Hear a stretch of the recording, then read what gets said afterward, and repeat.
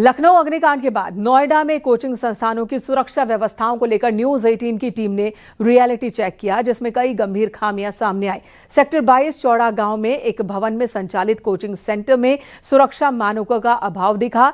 एक बिल्डिंग के 4 से 5 कोचिंग सेंटर संचालित है, इस एक बिल्डिंग के अंदर, जिसमें आपातकालीन स्थिति से निपटने के पर्याप्त इंतजाम नहीं दिखे। निरीक्षण के दौरान केवल एक एंट्री एग्जिट पॉइंट और फायर उपकरणों की कमी दिखी। DIOS से मिली जानकारी के मुताबिक गौतम बुद्ध नगर यानी कि नोएडा और ग्रेटर नोएडा दोनों ही जगहों पर साल 2002 में महज 60 कोचिंग सेंटर संचालित थे। जानकार बता रहे हैं कि मौजूदा वक्त में 1000 के आसपास कोचिंग सेंटर संचालित हैं।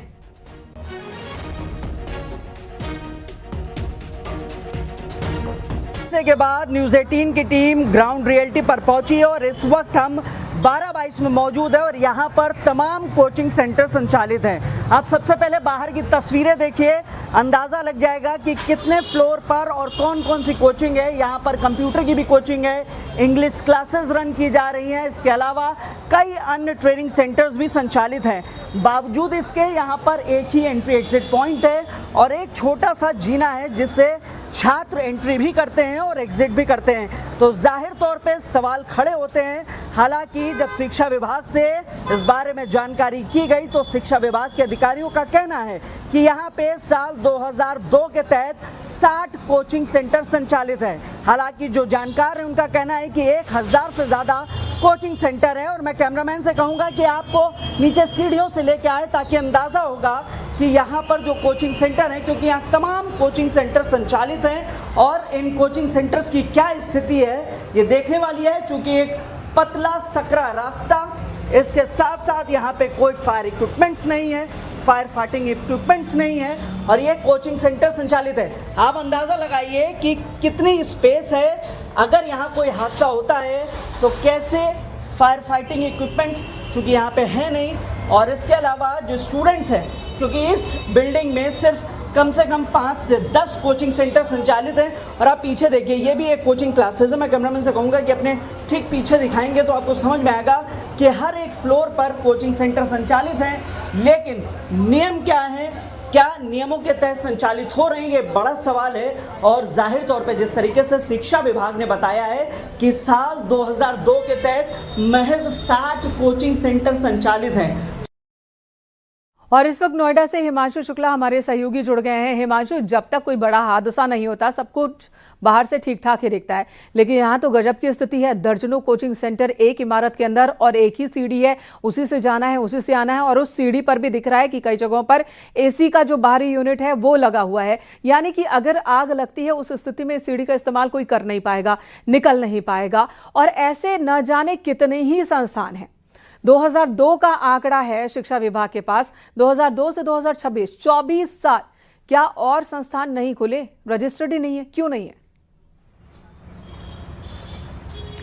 बिल्कुल, देखिए ये बेहद हास्यास्पद है। चूंकि इतना बड़ा अग्निकांड हो जाता है, 15 लोगों की मौत हो जाती है और उसके बाद तमाम शहरों में यानी कानपुर, बरेली, इन तमाम शहरों में विकास प्राधिकरण जागते हैं, फायर विभाग जागता है और संयुक्त टीम बना के कार्रवाई की जाती है। लेकिन 12 बज चुके हैं और कल ये घटना 2 बजे की है, ये कहना गलत नहीं होगा। 24 घंटे बीत चुके हैं लेकिन अब तक यहाँ पर कोई कार्रवाई नहीं हुई। और हास्यास्पद ये है कि अगर बात करें तो शिक्षा विभाग के जो DIOS हैं उनकी तरफ से जानकारी दी गई कि साल 2002 में 60 जो यहाँ पर कोचिंग सेंटर थे वो रजिस्टर्ड किए गए थे।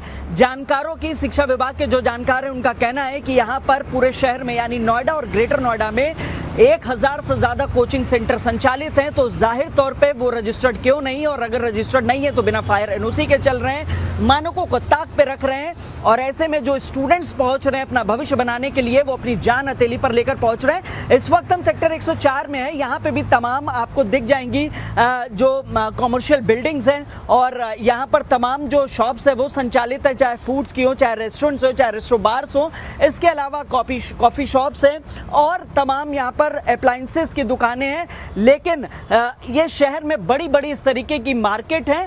लेकिन सवाल यही है कि जब पूरे उत्तर प्रदेश में जो भी 3 टायर सिटीज़ हैं, खासतौर पे वहाँ पे प्रशासन जाग चुका है, फायर विभाग जाग चुका है, संयुक्त टीम बना के छापेमारी कर रहा है। जो नियमों की अनदेखी कर रहे हैं उनके खिलाफ कार्रवाई की जा रही है, सीलिंग की कार्रवाई की जा रही है। लेकिन यहाँ का शिक्षा विभाग साल 2002 के आंकड़ों के हिसाब से चल रहा है। 24 साल बीत चुके हैं। इन 24 सालों में क्या हुआ है, इसका जवाब जाहिर तौर पे गौतम बुद्ध नगर जिला प्रशासन को देना होगा। जी बिल्कुल हिमांशु, और ये भी सवाल है कि पूरे प्रदेश में जब अभियान चल रहा है तो गौतम बुद्ध नगर में नोएडा विकास प्राधिकरण अब भी सुस्त पड़ा हुआ है, वहां कोई हलचल नहीं दिख रही है, जबकि दिख रहा है कि वहां पर भी किस तरह की इमारतें हैं जो मौत को दावत दे रही हैं। बात सिर्फ कोचिंग इंस्टीट्यूट की नहीं है, इस तरह की इमारतों के अंदर नियमों को ताक पर रखकर, चाहे वो दफ्तर चल रहे हो, कॉल सेंटर चल रहे हो, या ब्यूटी पार्लर हो, या रेस्टोरेंट हो, नियमों को ताक पर रखकर जगह जगह पर इमारतें खड़ी हैं और जिन पर कोई एक्शन नहीं हो रहा है। लखनऊ के भीषण अग्निकांड के बाद पूरे प्रदेश में अब फायर सेफ्टी व्यवस्थाओं को लेकर सवाल उठने लगे हैं और इसी कड़ी में गाजियाबाद के राकेश मार्ग स्थित एक व्यावसायिक भवन और कोचिंग सेंटर का रियलिटी चेक किया गया, जहां सुरक्षा मानकों से जुड़ी कई खामियां सामने आई। निरीक्षण के दौरान आपातकालीन निकासी मार्ग की कमी, बिजली के खुले तार और फायर सेफ्टी उपकरणों की स्थिति ने गंभीर सवाल खड़े कर दिए। इमारत के भीतर बिजली के तारों का जाल है, खुले में मीटर दिख रहा है, कई स्थानों पर तार बिना सुरक्षा कवर के ही लटकते मिले। विशेषज्ञों की माने तो शॉर्ट सर्किट से आग लगने की सबसे बड़ी घटनाएं सामने आती है और यहां पर तो खुला निमंत्रण है इस तरह के हादसे को। प्रशासन की अनदेखी के चलते 15 लोगों की दर्दनाक मौत हो जा रही है। हम बात कर रहे हैं लखनऊ में कोचिंग सेंटर में लगी आग की, जहां दम घुटने से तकरीबन 15 लोगों की मौत होती है, जिसमें छात्र और छात्राएं भी शामिल हैं। ऐसे में गाजियाबाद के एक कोचिंग सेंटर के बाहर मैं खड़ा हुआ हूं, तस्वीरें आपको दिखाना चाहूंगा। ये जो बिल्डिंग बनाई गई है, बड़े बड़े अरमान बच्चों को यहाँ दिखाए जाते हैं, उनको बड़ी बड़ी सरकारी नौकरी आप देख सकते हैं। एकेडमी का नाम लिखा हुआ है, SSC, bank, Delhi police, Uttar Pradesh police, तमाम यहाँ लगाए गए हैं। लेकिन छात्रों के भविष्य के लिए किस तरह की तैयारी यहाँ की जाती है, उनको कितना यहाँ पर सचेत रखा जाता है, अगर खुदा ना खास्ता यहाँ कोई हादसा होता है तो उसको लेकर क्या तैयारियां हैं, पहले मैं सबसे पहले आपको ये दिखाना चाहूंगा। बिल्कुल इसी तरीके से लखनऊ में भी एक पोल जा रहा था, उस पोल में चिंगारी उठती है। चिंगारी के चलते ही जिस तरह के यहाँ पर ये लगाए गए हैं होर्डिंग्स, इन होर्डिंग्स में आग लगती है और 15 लोगों की दर्दनाक दम घुटने के बाद मौत हो जाती है। निकासी की अगर मैं बात करूं, इस बिल्डिंग की अगर मैं बात करूं, जहां पर ये 2 से 3 यहाँ पर इंस्टीट्यूट बने हुए हैं, निकासी के लिए कोई रास्ता नहीं है, एक ही रास्ता यहाँ दिया गया है। इसी से आप बिल्डिंग के अंदर जा सकते हैं और बिल्डिंग के बाहर आ सकते हैं। वहीं दूसरी तस्वीर मैं आपको दिखाना चाहूंगा, ये यहाँ पे सर्किट बोर्ड लगा हुआ है। इस सर्किट बोर्ड की हालत खुद ब खुद इस बात को बयां कर रही है कि किस तरीके के सुरक्षा के इंतजामात यहाँ पर किए गए हैं। हालांकि यहाँ फायर एक्सटेंशन बोर्ड यहाँ लगा हुआ है सेफ्टी के लिहाज से, लेकिन तस्वीरें जो हैं वो कुछ और ही बयां कर रही हैं। अग्निकांड के बाद इटावा प्रशासन भी हरकत में आया है। इटावा जिले की कई कोचिंग संस्थानों में सुरक्षा मानकों की जांच शुरू की गई और अग्निशमन व्यवस्थाओं का निरीक्षण किया जा रहा है। पुलिस और प्रशासनिक अधिकारियों ने कई कोचिंग सेंटर्स का निरीक्षण किया, सुरक्षा का जायजा लिया। अधिकारियों ने संस्थान संचालकों को सुरक्षा मानकों के पालन सुनिश्चित करने के निर्देश दिए हैं।